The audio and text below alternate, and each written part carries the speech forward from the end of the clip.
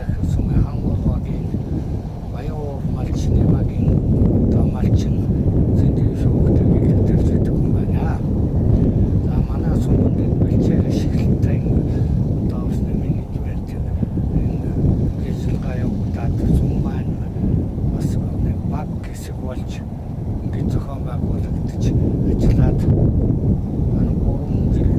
жил орчим болж байна.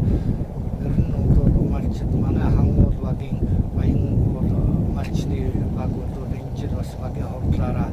уралдаад бэлчээрээ үйлчлэхээ бэлчээрийг чөлөөлё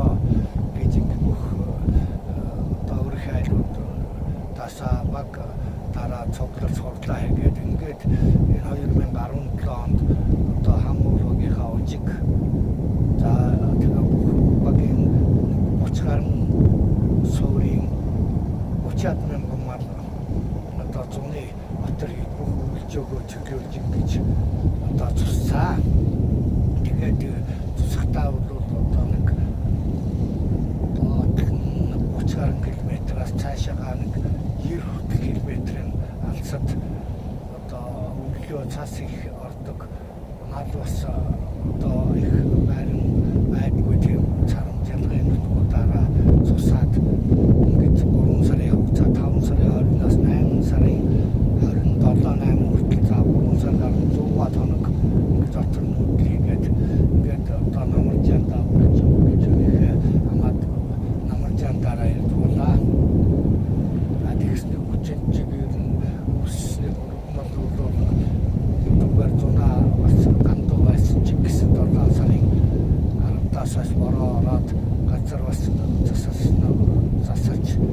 зуршлаг сайжирсны хүчээр газрын гарц одоо хөрсний бүтц хөрс сайжирч ингэж малчин бидэнд бол энэ үржөө буцаа чөлөөлж мөнгөний уушигтай маа гэдэг нь илт мэдэгдэж ингээд бидэнд бол бас отор хийсний уушиг гарч байна. Ер нь бол энэ бэлчээр шиглэлтийн энэ одоо зохион байгуулалтыг одоо сум орон нутагч гэсэн нэлээ анхаарч бас ажиллаж бүх малчдтайгаа уулзаад бас энэ жил одоо малчдын зөвлөгөө болоод бас хэд хэдэн асуудлууд яригдж шийдэгдсэн. За тэн дээр бол миний одоо бас таашаалтай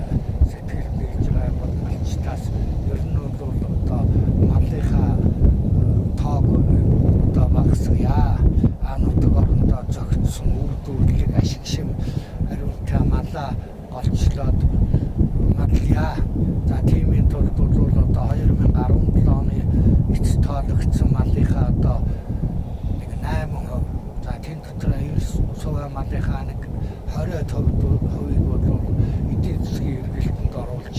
бас амьдрал өхийнхаа за тэжээл дэвш бусад төрлийн юмд ашиглаад одоо тийм таваарлаг мал таварья гэсэн ийм бүх малчдын одоо чуулганд оролцсон улсуудаас тийм санал гараад энийгээ бол бүх малчд маань бас одоо дуртай хүлээж авсан энийг хэрэгжүүлэх гэсэн ийм бодолтой байгаа. За дараагийн нэг бас авууштай юм бол энэ сумын орон нутгийн хөгжлийн сангаас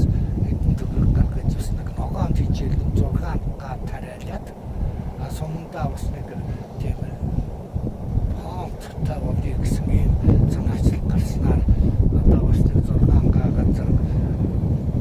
юм гүчтэйгэл тариалаад тэр маань бас хэмжээнд аюулгүй гараад тэрийг бас хурааж хэлж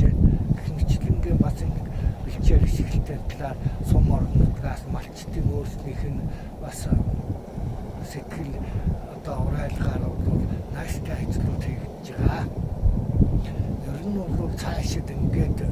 энэ үйл ажиллагаануудаа өргөжүүлээд тэгээд бас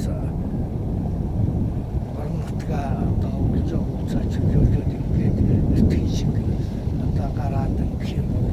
бас хамгийн тариалан ах боломжчиг үлдэх малчд маань бас нэг үйлчээ хугацаанд үйлчээд бас нэг нөөц бэлчээртэй байх ийм боломжууд бол үлдэх юм аа гэдэг нь бол харагдаж байгаа.